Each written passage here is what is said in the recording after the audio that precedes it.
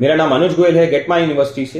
एक बहुत अच्छी न्यूज़ जो आपके सामने प्रेजेंट की जा रही है वो ये है कि नेशनल मेडिकल कमीशन को बहुत प्रेस्टिजियस WFME रिकॉग्निशन स्टेटस मिल गया है for next 10 years. And WFME recognition मिलने से फायदा ये होगा कि हमारे जो स्टूडेंट्स हैं, Indian students, they will be able to apply for ECFMG and USMLE. ECFMG and USMLE is a process.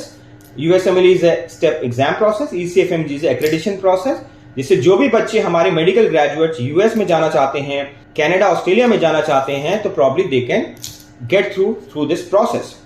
And इसमें बोला गया है कि India has achieved a remarkable achievement WFME के थ्रू, ब्ला ब्ला, जो भी आपकी यहाँ पे पूरी एक matter of celebration national medical commission द्वारा दिया गया है। मीडिया रिपोर्ट्स को भी मैं देखूं, अगर मैं गूगल पे जाके सर्च करता हूं WFME, तो सारे मीडिया रिपोर्ट्स एक ही न्यूज पब्लिश कर रहे हैं, हमारी ग्लोबल डोर्स खुल गए हैं, we have done a remarkable achievement. और कहीं ना कहीं मुझे लगता है कि क्योंकि एक फैक्ट, जैसे एक फैक्ट को प्रेजेंट कर दिया गया है, बट इसके पीछे की अंडरलाइन अंडरस्टैंडिंग को नहीं समझा गया है, क्रिटिकल इवैल्यूएशन नहीं किया गया है, इसीलिए एक वन साइडेड स्टोरी कहीं ना कहीं सबके अंदर नजर आ रही है।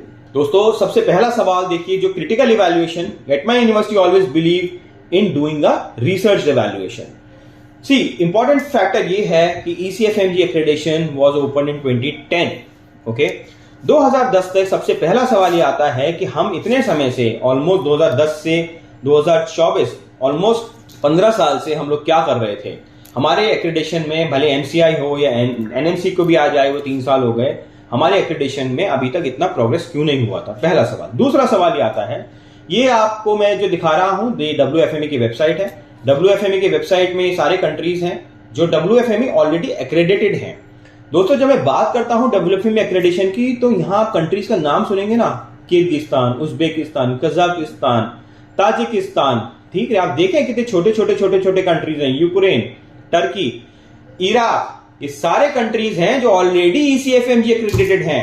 तो मेरा पहला सवाल ये आता है कि हमने ऐसा कौन सा लैंडमार्क अचीवमेंट इसके अंदर कर लिया जो कंट्रीज मेडिकल टूरिज्म के लिए अपने लोगों को इंडिया में भेजते हैं, अपने पेशेंट्स को इंडिया में भेजते हैं, और वो कब से एक्रेडिटेड हैं। फॉर एग्जाम्पल मैं बात करता हूं, लेट्स से किसी कंट्री, कजाकिस्तान की बात करता हूं, ये इनकी एक्रेडिटिंग एजेंसी है एंड दे आर एक्रेडिटेड 2032 तक ये ऑलरेडी एक्रेडिटेड हैं। आप किसी भी कंट्री, उज्बेकिस्तान 2022 तक के लिए है, बहरीन 2033, छोटे कंट्रीज, राइट, जिनकी तो पहली बात, मुझे नहीं लगता ये हमारी इनएफिशिएंसी है कि हम आज तक ये काम नहीं कर पाए, बट सर्टेनली ये कोई ऐसा रिमार्केबल अचीवमेंट नहीं है। This is just an accreditation. इसका मतलब ये नहीं है कि इंडियन बच्चे पहले बाहर नहीं जा रहे थे, इंडियन बच्चे पहले भी अब्रॉड जा सकते थे, पहले भी USMLE पाथवे के थ्रू अपने US ड्रीम्स को एस्पायर कर सकते थे।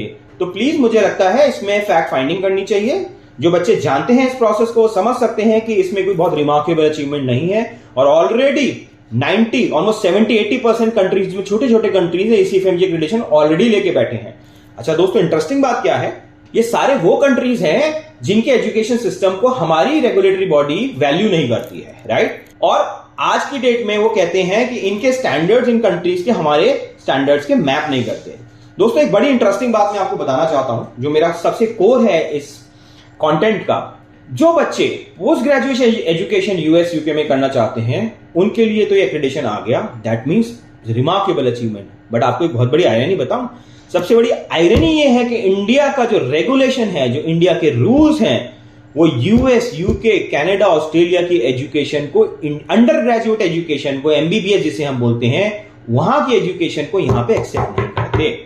तो अगर कोई बच्चा सपोज US से अपनी अंडर ग्रेजुएट एजुकेशन करता है और वो इंडिया में आके अपनी पोस्ट ग्रेजुएशन करना चाहता है, उसको एक्सेप्टेंस नहीं मिलेगी। आप समझ पा रहे हैं मैं क्या बोल रहा हूं। एक तरफ आप बोल रहे हैं कि वाओ कितना बेहतरीन एजुकेशन सिस्टम है फर्स्ट वर्ल्ड कंट्रीज का, और दूसरी बात आप बोलते हैं आपकी रेगुलेशन में, जिसको मैं बोलता हूं हमेशा कंफ्यूज रेगुलेशंस हैं, क्योंकि उनके पीछे लॉन्ग टर्म पर्सपेक्टिव नहीं है। आप बोलते हैं कि यार इन कंट्रीज का था स्टैंडर्ड जो है ना, वो इंडियन स्टैंडर्ड के आसपास भी नहीं होता, इसलिए हम यहां की डिग्री को वैलिडेट नहीं करेंगे। अब मैं आपको समझाता हूं मैं क्यों बोल रहा हूं। देखिए, ये है foreign medical graduate licensing act FMGL 2021, dated 18 सितंबर 2021। ये एक्ट प्रेजेंट किया गया था for the student who want to go to abroad to pursue the medical education, and if they have to come back to India either to practice or to do the post graduation in India, they have to fulfill these regulations, these rules, else उनको next month की permission नहीं दी जाएगी।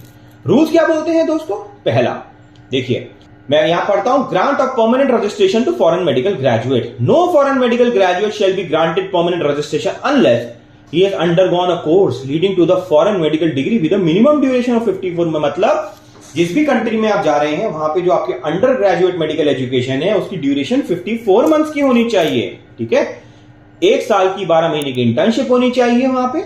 ठीक है, और इसके बाद English में प्रोग्राम होना चाहिए और उस कंट्री का लाइसेंस आपके पास, प्रैक्टिसिंग लाइसेंस होना चाहिए। पहली कंडीशन को अगर हम एनालाइज करें 54 मंथ्स की, दोस्तों ये कंट्री ही यहां पे फुलफिल नहीं हो रही है आपकी। ओके, देखिए ये है मेडिकल एजुकेशन सिस्टम अमेरिका का, यूएसए का, राइट, जहां पे कि पहले आप अपनी हाई स्कूल करते हैं, फिर आपको मेडिकल प्रोग्राम में जाने से पहले प्री मेडिकल का ब्रिज प्रोग्राम करना पड़ता है जो जनरली 4 साल का होता है। US, Canada, Australia follow the same pattern. यहां पे आपकी मेडिकल एजुकेशन शुरू होती है जो बेसिक साइंस और क्लिनिकल साइंसेज में डिवाइडेड होती है, और इस मेडिकल एजुकेशन का जो टोटल ड्यूरेशन होता है वो 48 मंथ्स का होता है, राइट। और 48 मंथ्स के बाद आप वहां पे फिर रेजिडेंसी प्रोग्राम में जाते हैं जो वेरी करता है कि आपकी स्पेशलाइजेशन क्या है, उसके हिसाब से आपका रेजिडेंसी। मुद्दे की बात क्या है, जब हम अंडर ग्रेजुएट मेडिकल एजुकेशन की बात करते हैं वो यहाँ पे 48 मंथ्स की है, और आपका रेगुलेशन बोलता है कि 54 मंथ्स होना चाहिए, अदरवाइज कोई भी फॉरेन ग्रेजुएट जो है उसको रजिस्ट्रेशन नहीं मिलेगा इंडिया में। तो ये तो कॉन्ट्राडिक्टरी हो गया ना दोस्तों।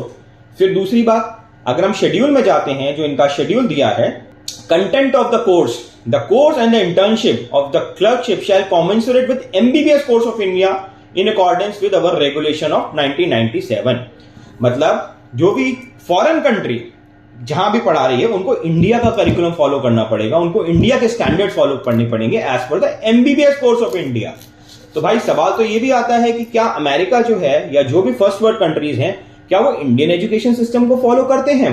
दूसरा, जो कंट्रीज ऑलमोस्ट 70% छोटी छोटी कंट्रीज जो अपने इंडिपेंडेंटली WFME स्टेटस आज से 10 साल 15 साल पहले से लेके बैठे हैं, हमसे ज्यादा आगे बढ़े हुए हैं मेडिकल साइंसेज में, क्या वो इंडिया का मेडिकल एजुकेशन फॉलो करते हैं? तो ये बड़ा काउंटर जजमेंटल और बड़ा कॉन्ट्राडिक्टरी मुझे समझ में आता है, राइट। और फिर आप बोलते हैं any person who pursue the foreign medical degree should have done a course, theory, practical and clinical training equal to MBBS course of India. So that means you want any country and every country on this planet to follow the Indian medical standards, जबकि आप Aspire कर रहे हैं American medical standards को। आप कहते हैं कि हम पीजी एजुकेशन के लिए वाओ इट्स अ सेलिब्रेशन कि हमारा मेडिकल स्टूडेंट यूएस जा सकता है, बट कॉन्ट्ररी आप कहते हो कि वहां की जो अंडर ग्रेजुएट एजुकेशन है वो हमारी गाइडलाइन को फुलफिल नहीं करता। सो दोस्तों ये बहुत बड़ा एक काउंटर जेक्चर है, मुझे लगता है ये बहुत कंफ्यूज्ड एक स्टेट ऑफ माइंड है जो हमारे लिए आपको लाना एक इंपॉर्टेंट था, बताना इंपॉर्टेंट था। और मुझे फिर ये भी लगता है कि ये जो सेलिब्रेशन और जो फैन फेयर हो रहा है ना दोस्तों, इस फैन फेयर का कोई मतलब नहीं है क्योंकि इसके पीछे क्रिटिकल इवैल्यूएशन नहीं है। सो दोस्तों ये मैंने आपको एक काउंटर जेक्चर दिया, ये मेरा क्रिटिकल छोटा सा इवैल्यूएशन था। You can choose to disagree with me, but somehow मुझे लगता है कि it's not a matter of celebration. और कहीं ना कहीं मुझे ये भी लगता है कि एनएमसी की गाइडलाइंस, जो रेगुलेटरी गाइडलाइंस एफएमजीएल का जो गैजेट है, राइट, वो बहुत कंफ्यूज स्टेट ऑफ माइंड में है, जहां वो खुद बोलता है, वो कॉन्ट्राडिक्टरी है कि हम पीजी एजुकेशन के लिए तो हम एस्पायर करते हैं लेकिन यूजी एजुकेशन को हम उनको वैल्यू नहीं करते। सो दोस्तों यही हमारे पॉइंट्स थे, आज का टॉपिक यही खत्म होता है। Thank you very much. मैं आपसे रिक्वेस्ट करूंगा, आपके क्या व्यू पॉइंट है इस पूरी चीज को लेकर, प्लीज आप कमेंट्स में जरूर हमें बताइएगा। कई बार हमारे लिए भी एक लर्निंग होती है और हम भी आपसे सीखते हैं। और टेक्निकली अगर कुछ हमसे कंफ्यूजन, कहीं कोई गलती हुई हो तो please you refer us and will try to course correct it. Thank you very much.